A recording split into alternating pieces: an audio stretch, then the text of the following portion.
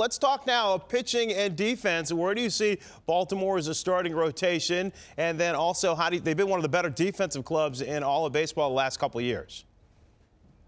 Well, it's almost like the same theme that Dan and Tom were just talking about. It's an organizational depth that they have. It's not just we have a 5-man rotation. They look at everybody on the staff from the starters to the bullpen as one sum to get things done. And I think that's the way it's been. You're either going to do 2 of 3 things to be a winning club. You're either going to hit, field, or pitch. And they pitch and defense is the foundation. That's the 2 they picked out, and they feel like they'll scratch out runs. And last year, a lot of people didn't think the pitching was going to be there. It was, and a lot of that is because they catch the ball. They keep the double play in order. They turn the double play. They play fundamental baseball, and as a result, they're in games at the end of the night when you don't think they would be. All right, speaking of the double play, Harold's going to spend some time with the big fella at second base, Jonathan Schoop, on how the O's turn those DPs. That's coming up. But, guys, let me ask you about Baltimore's pitching and their defense. When you look at this rotation, Dan, it wasn't enough to get them where they wanted to go a year ago. How do you assess it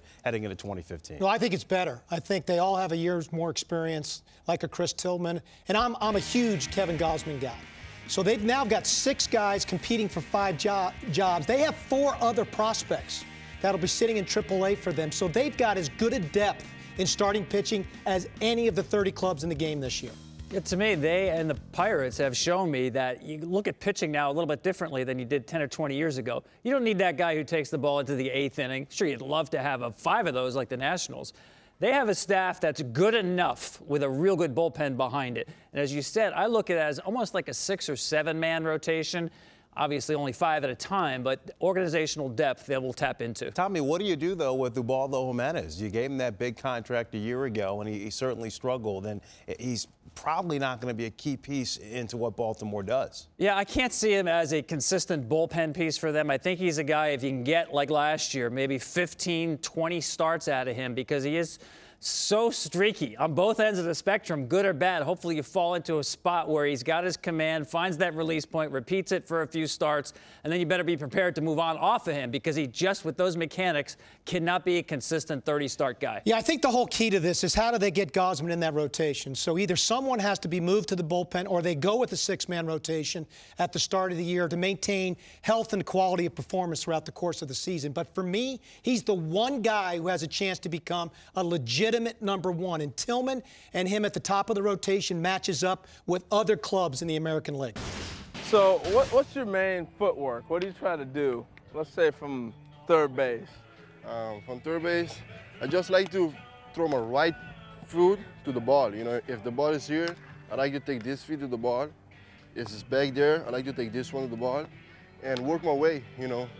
This hands, like I want to be aggressive for me to catch the ball here and the load for me to get good power to the first base. So if I'm, say, third base or whatever, I'll flip it to you. So it's out here, you're taking that foot, boom. You ever come across at all? Not a lot, you know, because I like to start at the back.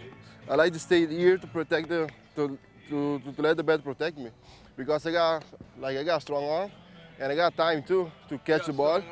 Yeah, to just throw it, you know. That's what I hear. You got a strong arm.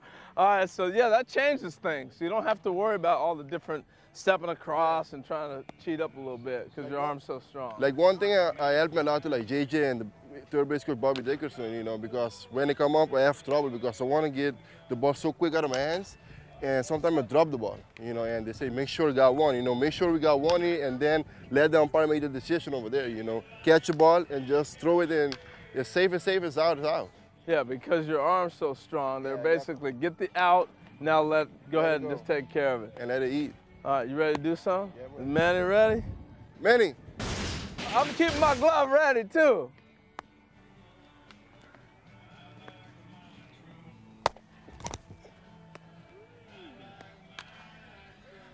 All right. I don't come across a lot of time, but unless I have to. And then that's it. Well, you're so big, too. You don't worry about getting hit, taken out at all? If you get hit off balance, no matter how big you are, you're going to get hurt. That's why I like to step back and let the base protect me. Yeah. And let him run into me with a good balance, because if I'm up, you're going to get hurt. Last one, man. I'm take him out. All right, here we go. Get me quick. I'm coming in.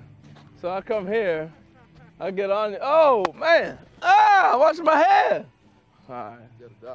Good stuff, brother. Thank you, man. Thank you. All right. That's it from here. Lucky to hit my head.